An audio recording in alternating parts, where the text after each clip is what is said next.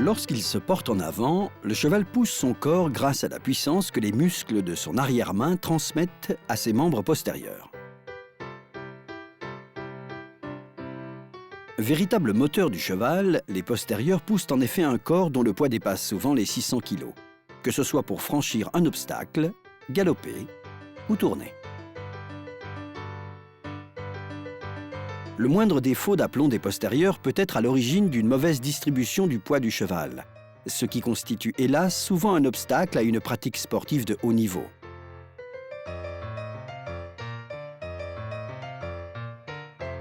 Vus de derrière, les aplombs sont dits réguliers lorsque la verticale abaissée depuis la pointe de la fesse divise le membre en deux parties égales.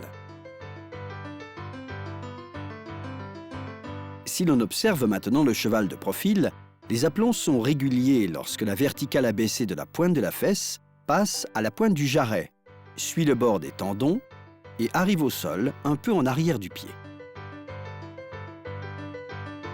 Quand on observe un cheval en mouvement, on se rend vite compte de l'importance de la régularité des aplombs. Voyons quelques exemples. Lorsqu'on observe un cheval au jarret clos ou crochu, on peut noter que la partie interne des jarrets est soumise à une surcharge excessive et que les pieds sont tournés vers l'extérieur. Dans ce cas-là, les pieds subissent également une surcharge et les appuis se font surtout sur les quartiers externes, entraînant une croissance excessive des quartiers internes.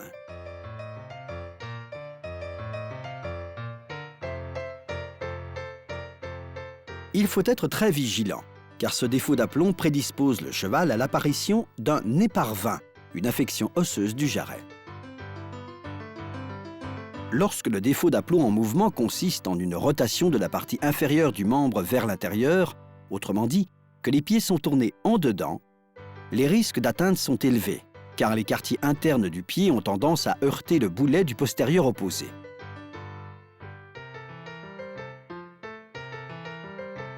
Il n'est pas rare de voir des chevaux qui marchent en croisant les pieds, autrement dit qui posent leurs postérieurs l'un devant l'autre, sur une même ligne ou même piste. On dit alors qu'ils se croisent du derrière.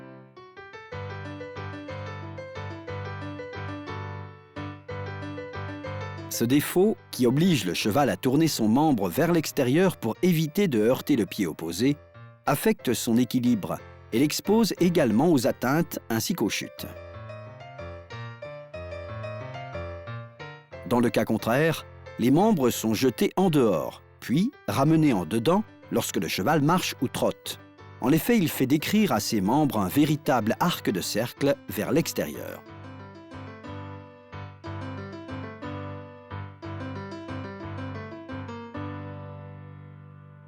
On dit dans ce cas-là qu'il est cagneux en marche, ou plus communément qu'il billarde. Là encore, les risques de lésions et d'atteinte sont importants.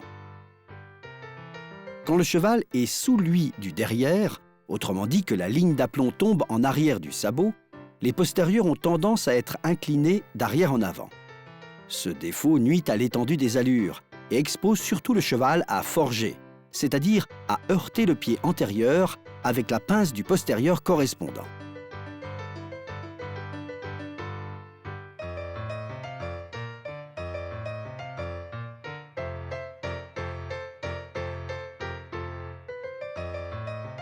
Quand le cheval est campé du derrière, autrement dit que la ligne d'aplomb tombe en avant du sabot, les membres postérieurs sont inclinés d'avant en arrière. Le centre de gravité du cheval se déplace vers l'arrière-main, ce qui sollicite beaucoup les jarrets, les exposant à une fatigue prématurée. Le cheval manque alors de propulsion et de détente.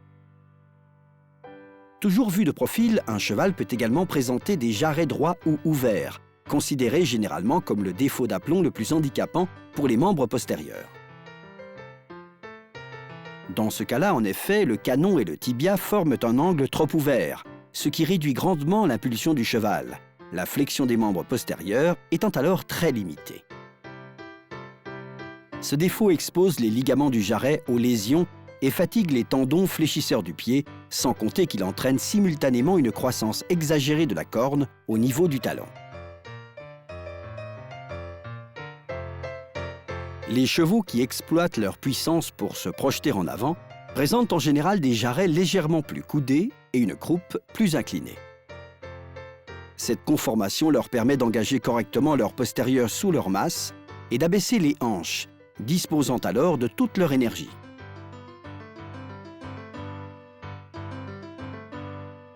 Chez les chevaux que l'on destine à des épreuves d'endurance, où les qualités de résistance priment face à la puissance, les membres doivent supporter des efforts sur de longues distances. On privilégie donc plutôt une croupe moins inclinée, qui offre davantage d'amplitude au mouvement des postérieurs.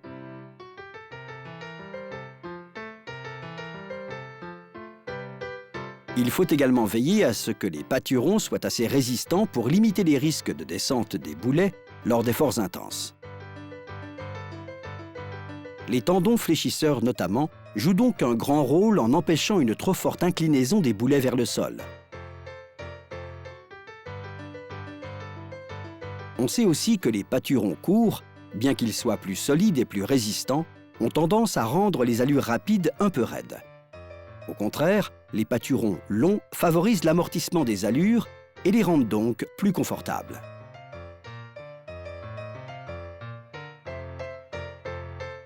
En résumé, la régularité des aplombs est fondamentale, aussi bien pour le cheval que pour le cavalier.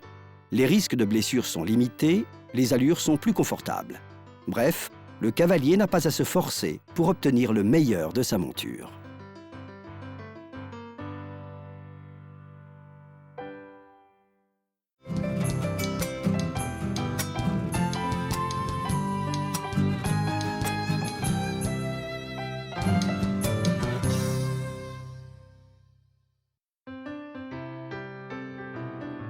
La nature se distingue par ses créations uniques et inimitables. Chaque animal et chaque être humain possèdent des caractéristiques qui lui sont propres. Les chevaux n'échappent pas à cette règle. Même lorsque deux chevaux se ressemblent comme deux gouttes d'eau, ils n'en restent pas moins différents l'un de l'autre. Ils peuvent tout d'abord se différencier par leur caractère, mais à moins de bien les connaître, c'est un moyen plutôt difficile de les identifier. Ils peuvent également se distinguer par leurs aptitudes physiques. Encore faut-il les observer lors d'une course ou d'un concours de saut d'obstacles pour s'en rendre parfaitement compte. Mais à la différence de nombreux autres animaux d'une même espèce, qui affichent parfois entre eux un mimétisme presque parfait, le cheval présente de nombreuses particularités qui permettent de le distinguer sans trop de difficultés de ses congénères. Lors de l'examen général d'un cheval, on regarde d'abord la couleur de sa robe, avant d'observer sa tête et de se concentrer plus particulièrement sur ses marques en tête. Si deux chevaux présentent la même couleur de robe et des marques en tête pratiquement identiques, il faut alors, pour les différencier, procéder à un examen des marques circulaires blanches des membres qui, depuis la couronne, s'étendent plus ou moins vers les genoux et les jarrets et que l'on appelle des balsanes. On s'imagine souvent que les marques blanches des membres chez le cheval ne répondent pas au même déterminisme génétique que celui qui régit les robes ou les particularités touchant les autres régions du corps, notamment les marques en tête.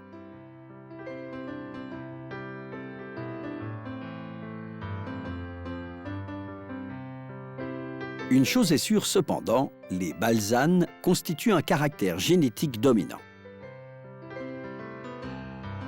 Si l'on croise un étalon légèrement en tête ou privé de marques blanches sur les membres, avec une jument balsane des 4 membres, il est très rare que le poulain issu de cette union naisse sans marques blanches sur les membres. Il faut également savoir que la corne des pieds des membres porteurs de balsane est toujours partiellement ou totalement blanche. En revanche, l'absence de balsane et donc de poils blancs s'accompagne presque systématiquement d'une corne noire. Les sabots peuvent aussi être striés lorsque la balsane ne fait pas tout le tour de la couronne. On parle de traces de balsane et la corne présente alors des lignes verticales noires, blanches ou grises correspondant aux zones pigmentées ou dépigmentées de la couronne.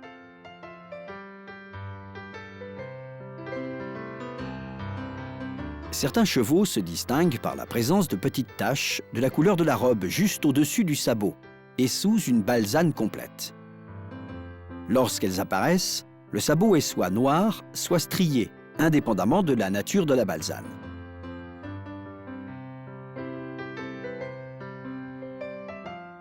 Il est acquis à ce propos que les sabots blancs sont moins solides et moins résistants à l'abrasion que les sabots noirs.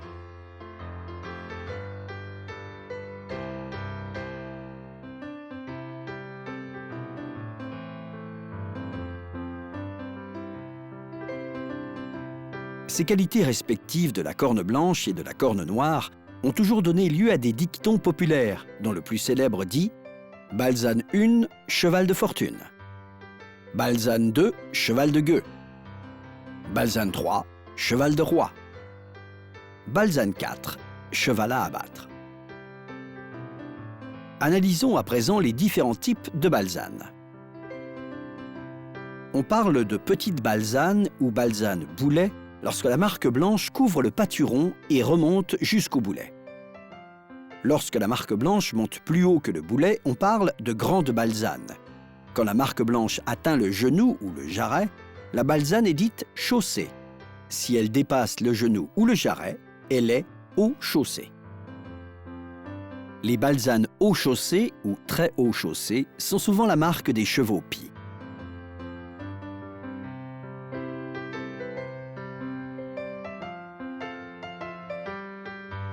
Une balzane peut également être herminée, c'est-à-dire mouchetée de noir ou de fauve. Elle peut aussi être dentelée lorsque la limite de la marque est très irrégulière, ou bien encore bordée, à savoir mêlée de poils de la couleur de la robe, formant une espèce d'ourlet. Certains chevaux, notamment les pies Tobiano et Sabino, présentent 4 balzanes haut chaussées pratiquement identiques, et ce quel que soit le point de vue que l'on adopte. D'autres, au contraire, présentent des balzanes irrégulières, dont la hauteur et la forme varient selon l'angle de vue. Lorsque l'extrémité du membre est de couleur noire, mais avec de petites mouchetures blanches, on dit alors qu'il est gris-fer. Cette caractéristique est assez rare et donc très recherchée.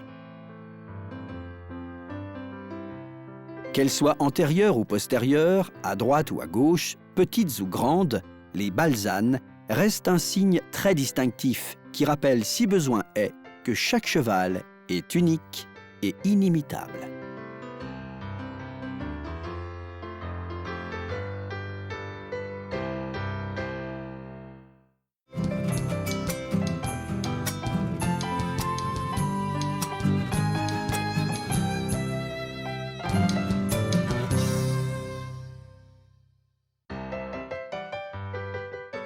Les courses de trot sont très populaires en Europe. Des centaines de chevaux s'entraînent toute l'année pour prendre part aux principales épreuves du circuit européen.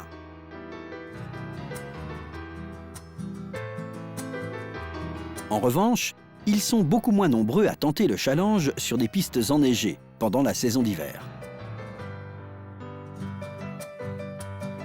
Durant les 2 week-ends consécutifs que dure le célèbre White Turf de Saint-Moritz, en Suisse, il ne sont en effet pas plus d'une trentaine de pur sang à s'aligner au départ des courses de trot. L'arrivée des vannes et des camions marque le véritable lancement de l'événement. On fait descendre les chevaux à proximité des pistes encore vides, créées sur le lac glacé, dans la partie basse de la ville de Saint-Moritz. Il y a même un hélicoptère qui surveille la zone, en particulier l'état des routes ainsi que l'accès au site. Rien n'est laissé au hasard. Chaque cheval se voit attribuer un box et l'adrénaline de la compétition commence peu à peu à monter. Chaque concurrent ou driver doit ensuite préparer son sulky pour l'heure du départ. En quelques minutes, les roues du sulky traditionnel sont remplacées par des patins. Les tubes de la structure sont conçus de manière à rendre le sulky plus résistant au temps et plus léger, permettant surtout de limiter la charge tirée par les chevaux.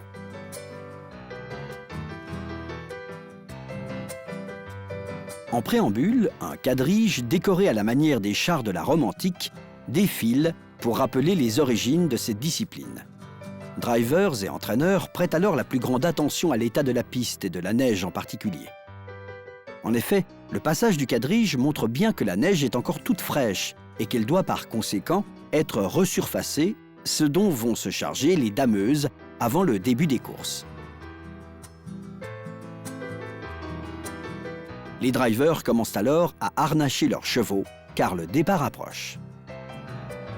Ils les scellent, puis les équipent d'une tétière ainsi que d'une bricole. Tout doit être parfaitement réglé. Un fin lacet de cuir est également placé entre les deux oreilles des chevaux, puis fixé sur le devant pour les empêcher de baisser la tête. En effet, lorsqu'ils baissent exagérément la tête, les chevaux limitent, sans s'en rendre compte, l'arrivée d'air dans leurs poumons. Une fois que les sulky sont attelés, les drivers emmènent les chevaux sur la piste pour l'échauffement. Les températures étant assez fraîches, il est indispensable d'échauffer les tendons et les ligaments des chevaux avant de les soumettre à des efforts intenses. Les drivers se distinguent par la couleur de leur casaque, tandis que les dossards placés sur les brancards des sulky permettent au public d'identifier les équipages et de retrouver dans une revue correspondante tous les détails de la carrière de chaque cheval. Le White Turf de Saint-Moritz rassemble naturellement de nombreux sponsors, dont le principal est une célèbre marque de voitures. Un ancien taxi monté sur des skis et tiré par des chevaux est là pour rappeler que la traction hippomobile sur neige existait bien avant les courses de trot. Chevaux et sulky pénètrent ensuite dans le paddock afin que le public puisse les admirer de près.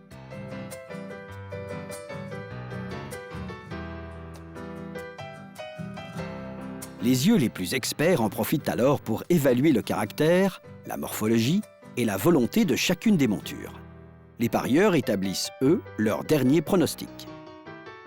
Les drivers sont entourés et encouragés par des proches et des amis.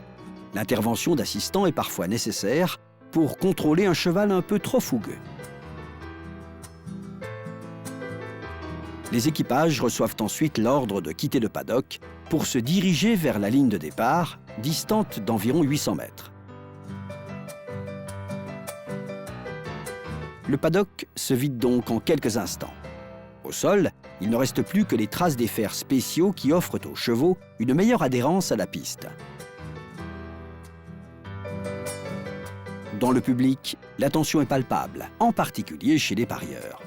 À la différence des courses de trot traditionnelles, les chevaux ne partent pas ici derrière l'autostart, mais se tiennent simplement alignés en attendant le signal de départ. C'est le juge au départ qui donne le signal et les chevaux s'élancent tous en même temps. Si les premiers mètres sont très importants pour se placer en bonne position, c'est la capacité des chevaux à garder assez d'énergie pour bien finir la course qui est déterminante. Pendant la course, les drivers se concentrent naturellement sur leurs propres chevaux, mais les bruits des patins des sulky sur la neige leur permettent de se situer par rapport aux autres concurrents. Le bruit des cravaches dans l'air peut parfois déconcerter certains chevaux. Un sulky finit par se détacher et prend la tête de la course. Il conserve sa courte avance jusqu'à la ligne d'arrivée et remporte donc l'épreuve. Traditionnellement, le vainqueur se présente à la remise des prix, toujours assis sur son sulky, attelé à son cheval. C'est en effet le moment pour le driver vainqueur de rendre un hommage bien mérité à sa monture.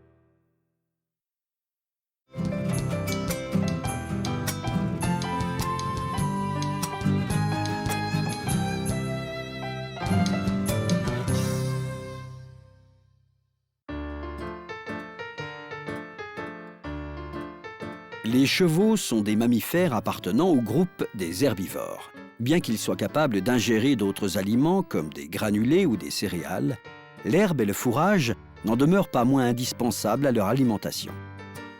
Lorsque le cheval mastique son fourrage, cela stimule la salivation et la production de suc gastrique, ce qui assure et favorise le bon fonctionnement de son appareil digestif. Par rapport aux céréales, le fourrage est plus difficile à mastiquer et à digérer. Le cheval met donc plus de temps à remplir son estomac.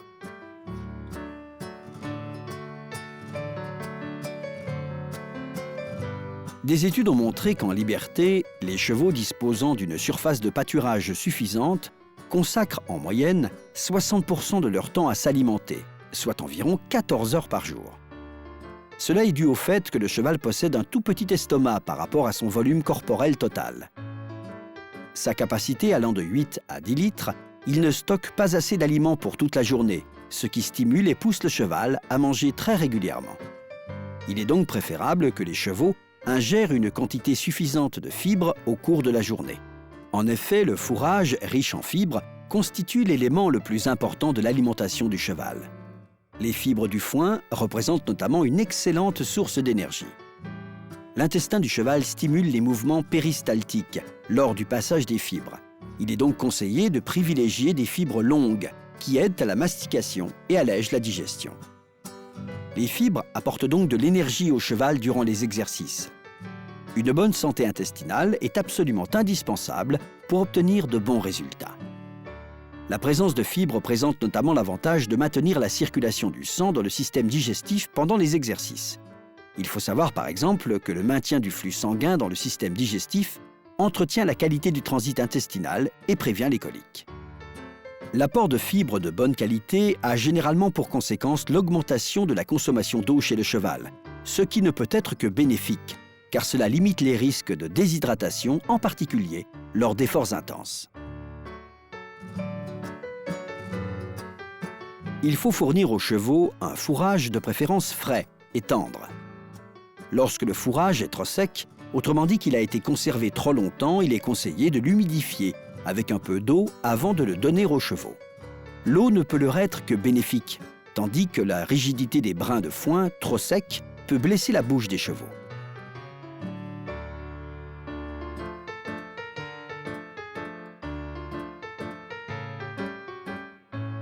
Outre les fibres du foin, on trouve également ce que l'on appelle les superfibres, comme la pulpe de betterave, le son de riz, le son de soja, l'écosse et le son d'avoine, dont l'apport énergétique est équivalent à l'avoine ou à l'orge, mais qui par contre ne présente aucun risque de surcharge en amidon du gros intestin.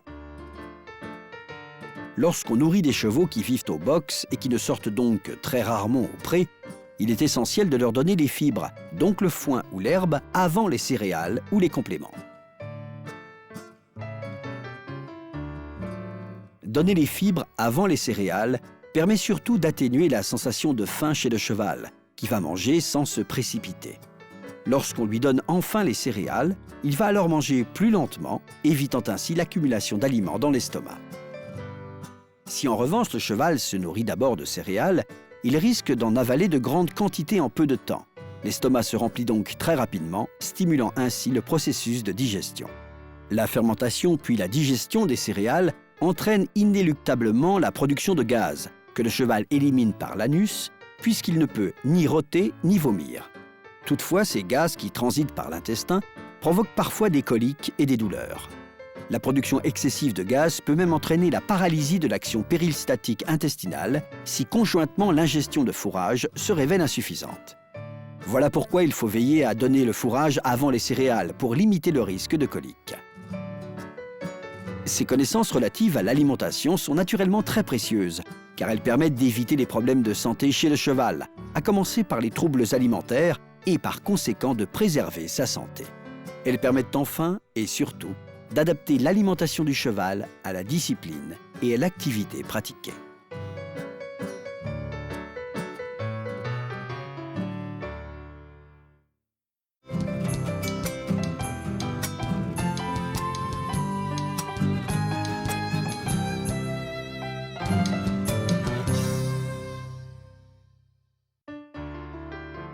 L'équithérapie, ou l'équitation pratiquée dans un but de rééducation, offre la possibilité à des personnes souffrant d'un handicap physique ou mental d'améliorer leur qualité de vie. On trouve des pièces de harnachement spéciales destinées à ces personnes présentant le plus souvent des difficultés à se tenir seules en selle. Si cela leur permet de se sentir en sécurité, les risques inhérents à l'équitation n'en restent pas moins les mêmes. Bien sûr, le patient doit être capable de monter un cheval. C'est la condition première de l'équithérapie. Si les exigences techniques sont différentes d'une séance d'équitation traditionnelle, les instructeurs cherchent tout de même à obtenir de leurs patients une assiette et un équilibre correct. La singularité de cette thérapie à cheval a donc poussé les instructeurs à modifier certaines pièces de harnachement pour mieux les adapter aux patients et aux chevaux.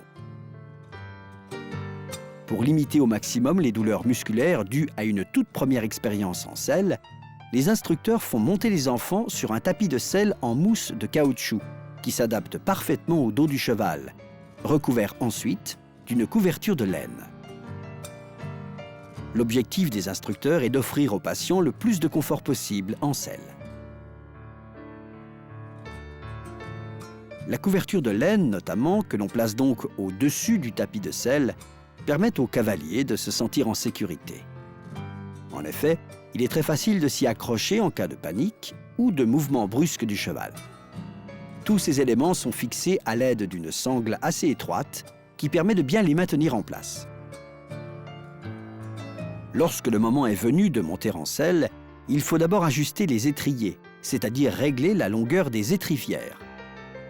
Il est préférable d'utiliser des étriers dits de sécurité ou bien encore des étriers fermés par une coque rigide qui évite tout glissement ou blocage du pied. Il faut veiller à ce que l'entrée des étriers soit bien dirigée vers l'extérieur, l'avant des étriers touchant, lui, les flancs du cheval. De cette manière, les étrivières restent bien droites et ne gênent pas les jambes du cavalier. Sur la partie antérieure de la selle, il est également possible de fixer ce que l'on appelle des poignées de selle. Elles permettent aux cavaliers de s'y agripper pour maintenir leur équilibre, au lieu de se pendre aux rênes et donc d'incommoder le cheval. Les poignées de selle peuvent être rigides ou souples. Les poignées rigides offrent une sensation de sécurité aux patients, mais créent dans le même temps une certaine dépendance, car elles retardent le processus d'acquisition de l'équilibre. Les cavaliers ont tendance à se replier sur eux-mêmes quand ils devraient au contraire se redresser. En effet, en s'accrochant aux poignets, le cavalier porte sa tête et ses épaules en avant, ce qui a pour effet d'incliner sa colonne vertébrale. Toutefois, ces poignets rigides sont conseillés dans le cadre de certains exercices, ou bien avec des patients dont le handicap moteur ou sensoriel est très important. Les poignées plus souples et donc moins stables sont quant à elles recommandées pour des patients souhaitant rapidement s'en affranchir. Si elles sont bien sûr utiles en cas de difficulté, les patients peuvent néanmoins apprendre petit à petit à ne plus y avoir recours.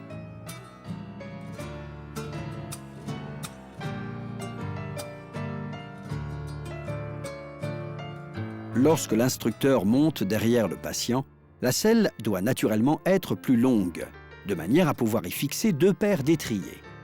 L'instructeur soutient, selon les cas, le corps ou la tête du patient, et une selle assez longue les protège tous les deux de la sueur du cheval. Il est préférable de choisir des chevaux avec un dos assez long pour ne pas trop blesser la région du rein. Les chartes internationales d'équithérapie interdisent de manière absolue d'attacher les patients aux chevaux, considérant les risques d'accident trop élevés. Dans le cadre des disciplines paralympiques, on évalue d'abord le niveau de chaque concurrent afin de déterminer dans quelle catégorie il va devoir concourir. Une assistance ainsi que l'usage de pièces de harnachement spéciales sont autorisés en fonction des catégories, mais également du handicap moteur et mental de chaque concurrent. Il n'est pas rare que les rênes soient attachées directement sur la poignée de selle, de manière à permettre aux concurrents de guider leur monture d'une seule main. Dans le cas de pathologies dites chirurgicales, comme l'amputation d'un ou des 2 membres inférieurs, les patients peuvent choisir de concourir avec ou sans prothèse orthopédique. Si le patient décide d'avoir recours à une prothèse, il existe un mécanisme qui permet de la fixer à la botte. Tous ces éléments ont pour objectif d'offrir la possibilité aux personnes handicapées de réaliser leurs rêves en montant à cheval en toute sécurité et avec le maximum de confort.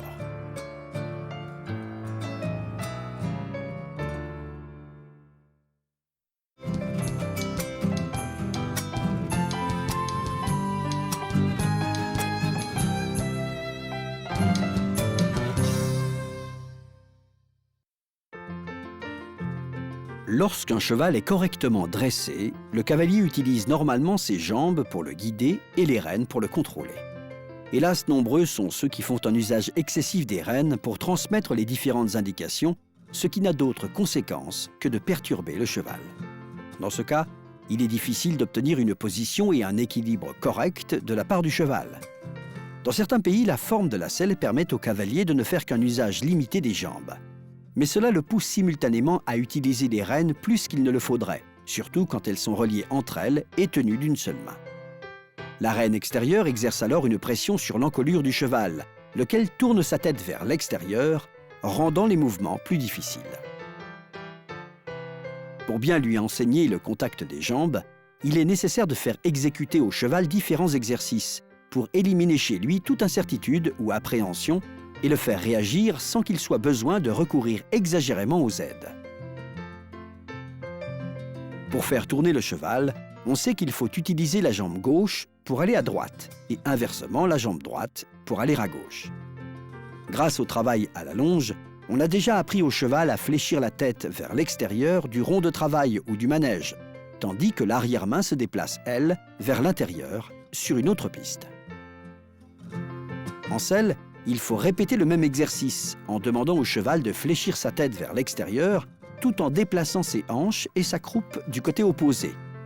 Il faut s'aider pour cela de la jambe extérieure. Il s'agit ici du travail sur 2 pistes que nous avons déjà vu précédemment.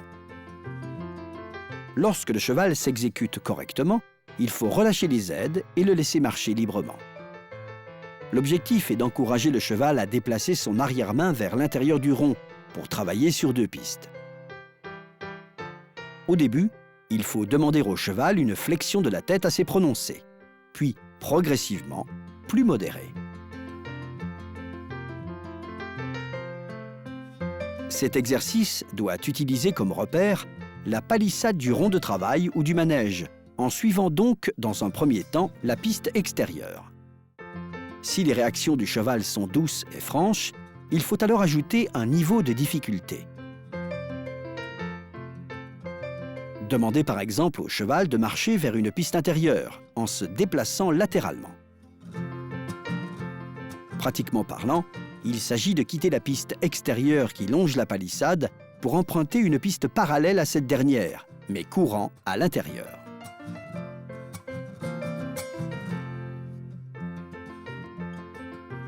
Il faut donc demander au cheval de fléchir sa tête vers l'extérieur en le poussant avec la jambe extérieure.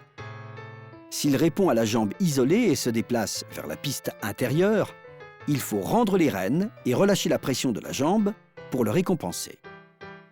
On réitère ensuite l'exercice de chaque côté, d'abord avec la palissade à droite, en entrant à gauche, puis avec la palissade à gauche, en entrant à droite. Puisque les jeunes chevaux ne sont pas encore bien familiarisés avec le contact et le rôle des jambes, raison pour laquelle nous le leur enseignons, il ne faut pas au début s'attendre à des merveilles. Voyons cela par exemple avec la Bruna, jeune jument qui ne répond pas vraiment franchement aux actions des aides. En réalité, elle n'a qu'une petite expérience des jambes, dont elle n'a que légèrement senti le contact pour allonger le trot ou monter brièvement au galop. Cet exercice semble même la rendre nerveuse. Il faut donc se tenir prêt à relâcher le contact des mains à la moindre réaction de sa part. En général, les chevaux sont toujours plus à l'aise d'un côté que de l'autre. Cabernet, lui, en revanche, est déjà plus familiarisé avec le contact des jambes et sa réponse ne se fait donc pas attendre. On peut remarquer à ce propos qu'un cheval froid à la jambe, autrement dit qui réagit peu à l'action des jambes, a tendance à ralentir lorsqu'il fléchit sa tête vers l'extérieur du rond. C'est assez logique, car le mors agit sur la bouche du cheval, qui a appris dans ce cas-là à ralentir. Or, la jambe du cavalier n'est pas encore assez énergique pour l'en empêcher.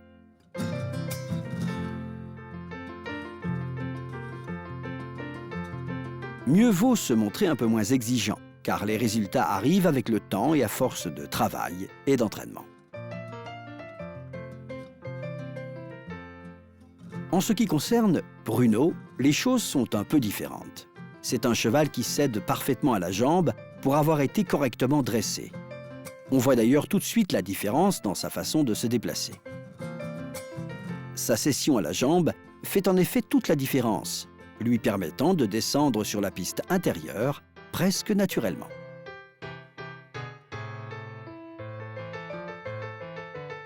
C'est le résultat de longues heures de travail, mais également d'une bonne prédisposition naturelle. Avec Bruno, l'action de la jambe isolée doit être fine et discrète. Si ce n'est pas le cas, il amplifie alors ses mouvements, réagissant à une action plus énergique des jambes.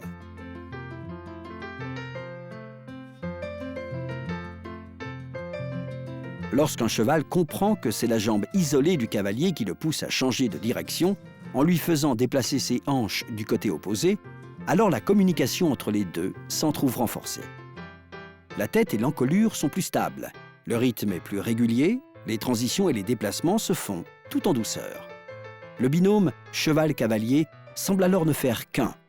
Un cavalier presque immobile et une monture en rythme, toute de grâce et d'élégance.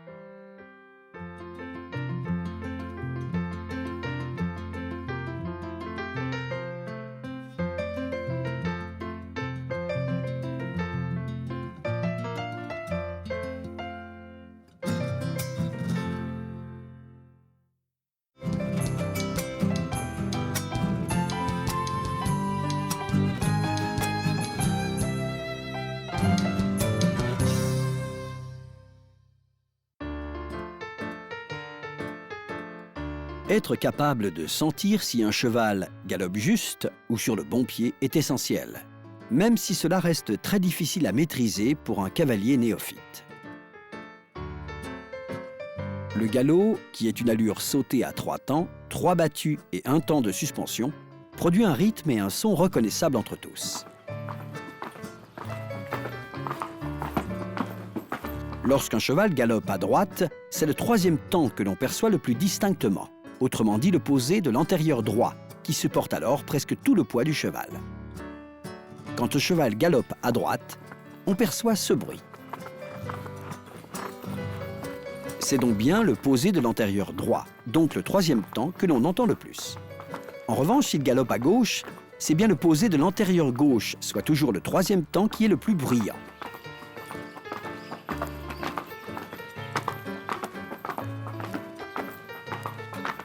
Lorsqu'on monte un cheval qui est lancé au galop à droite, on peut remarquer que l'épaule et le postérieur droit sont légèrement plus avancés que l'épaule et le postérieur gauche.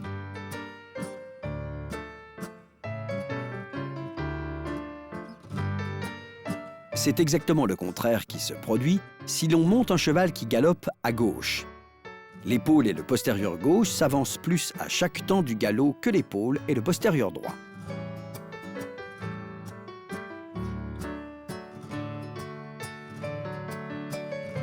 Les posés du galop à droite sont les suivants.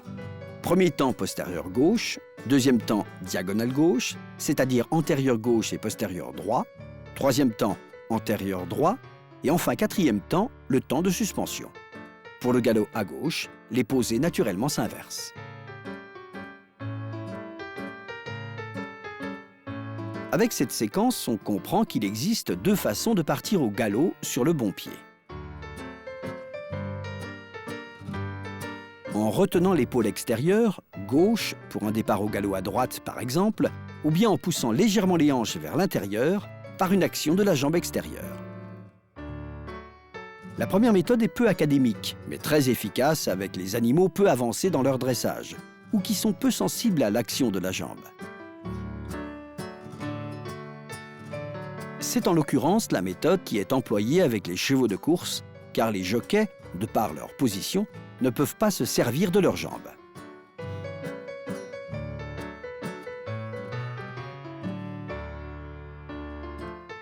Cette méthode fonctionne aussi avec des chevaux trop nerveux ou incontrôlables, et qui de surcroît ne supportent pas l'action et le contact des jambes. Pour mettre en pratique cette méthode, il faut placer le cheval sur une ligne droite, la piste extérieure du manège par exemple, puis lui faire fléchir la tête dans la direction opposée à celle du départ, ici, un départ à droite. En fléchissant sa tête sur la gauche, le cheval fait reculer son épaule gauche, tandis que l'épaule droite, elle, s'avance.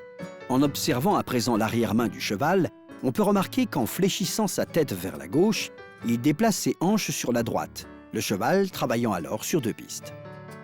Il faut ensuite accentuer l'action de la jambe extérieure, gauche dans ce cas, sans relâcher les rênes et en maintenant la tête du cheval fléchie. Bien assis en selle, il faut alors se redresser et le cheval va partir au galop. La position que nous avons demandé au cheval d'adopter l'a obligé à partir au galop de ce côté. Petit à petit, il va donc comprendre que l'action de la jambe gauche lui demande de partir au galop à droite. En demandant au contraire au cheval de fléchir son encolure vers la droite, tout en actionnant la jambe droite, on obtiendra donc un départ à gauche. Après avoir effectué des départs au galop des 2 côtés, il faut veiller à relâcher les rênes pour montrer au cheval les bénéfices d'un départ correctement exécuté.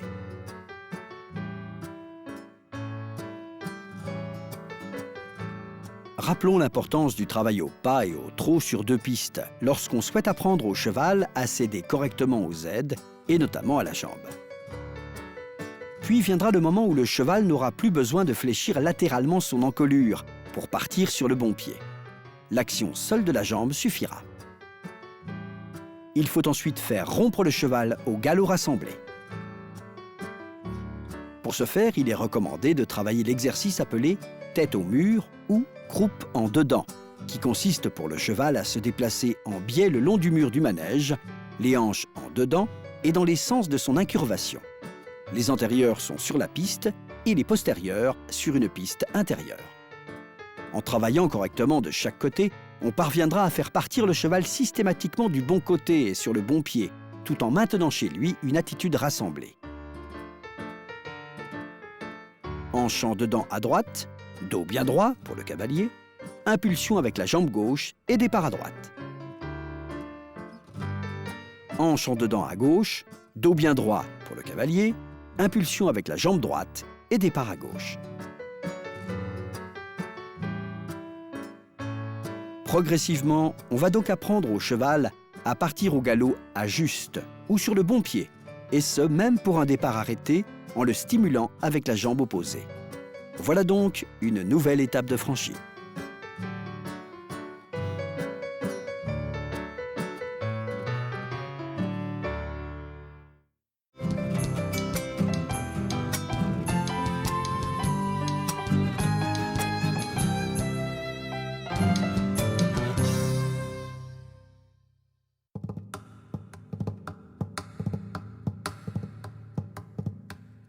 Les chevaux ont une tendance naturelle à s'opposer à la pression qu'ils subissent. Si on tire sur la longe pour les forcer à avancer, ils essaieront de s'opposer à cette pression en reculant. Si l'on tire exagérément sur les rênes, ils réagiront en tirant à leur tour sur les rênes et en baissant la tête. Enfin, si l'on tire les rênes vers le bas, ils soulèveront l'encolure. Les pressions et les tractions ont donc l'effet inverse sur les chevaux. Ils s'y opposent jusqu'à ce qu'ils comprennent qu'il est plus facile ou moins pénible pour eux de céder à la pression plutôt que d'y résister.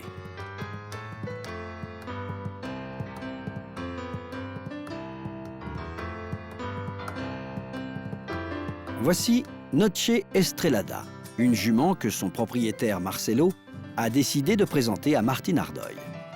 De toute évidence, la jument était gênée par son embouchure. Ses mouvements de tête le montraient clairement. Marcelo expliqua qu'il avait confié sa jeune jument à des dresseurs aux méthodes un peu brutales et qu'il avait donc décidé de poursuivre seul le processus de dressage de Noche Estrellada.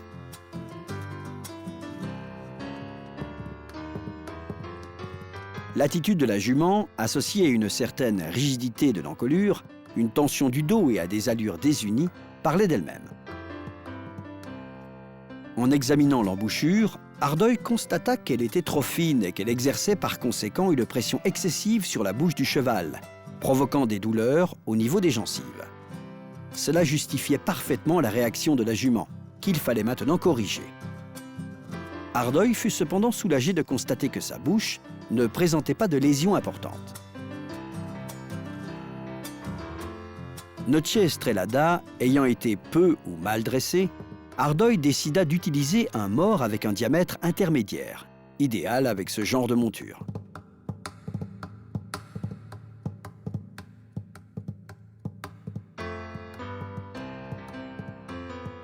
Pour l'habituer à cette nouvelle embouchure, il sella la jument et la laissa seule dans un rond de travail, en prenant soin de faire pendre une renne plus longue d'un côté de la sangle, puis de l'autre. Cela obligeait en effet la jument à fléchir légèrement son encolure.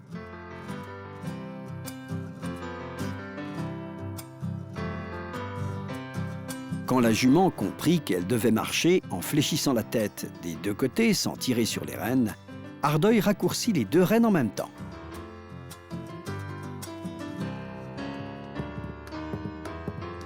La flexion, de latérale, devenait alors longitudinale. La jument pliait en effet sa tête et son encolure en avant. La jument s'exerça ainsi quelque temps, jusqu'à ce qu'Ardeuil considère que l'adaptation s'était bien faite.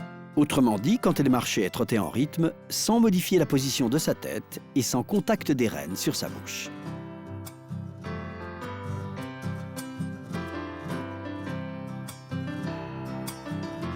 Ardeuil fixa alors une autre paire de rênes à l'embouchure pour guider la jument et laissa la première paire de rênes fixée à la sangle. La première paire passait à travers les anneaux supérieurs du mors, tandis que la nouvelle paire de rênes passait dans les anneaux inférieurs, rendant l'action de l'embouchure un peu plus sévère. Ardeuil monta en selle et décida de faire travailler la jument au pas. L'objectif était de montrer à la jument que les rênes fixes seraient désormais là pour l'empêcher de se soustraire à la pression en partant vers l'avant, comme elle en avait jusqu'ici l'habitude. Ardeuil laissa d'abord la jument trouver une position confortable, lui permettant de ne pas trop sentir le mors. Mais lorsqu'elle baissait la tête, Ardeuil remarquait qu'elle acceptait franchement le contact du mors et donc de sa main.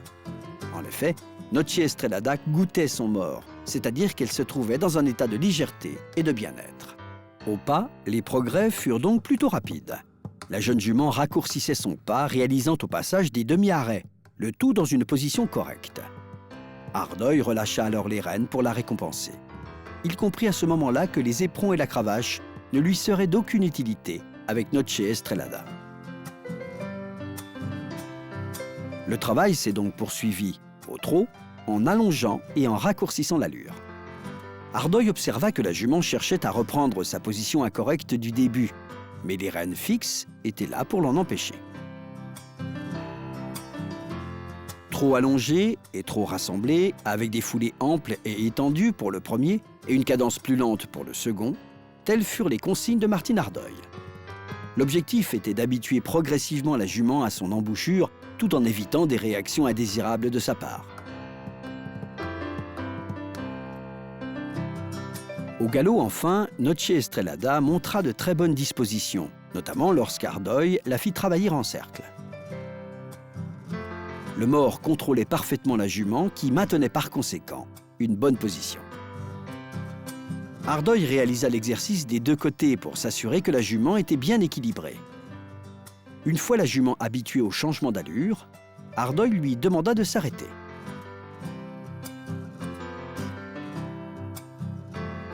Après être repassé au pas, Ardeuil la fit ralentir, s'arrêter, puis reculer à plusieurs reprises. Il répéta le même exercice au trot, et la jument répondit tout aussi bien. Après avoir vérifié que la position et l'attitude étaient correctes, Ardeuil la fit donc ralentir au galop. Là encore, les progrès étaient appréciables.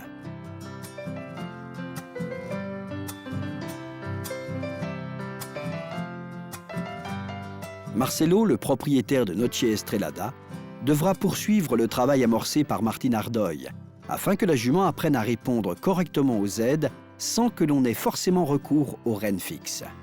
Mais Noce Estrellada est désormais sur la bonne voie et nul doute qu'elle donnera pleine satisfaction à son propriétaire.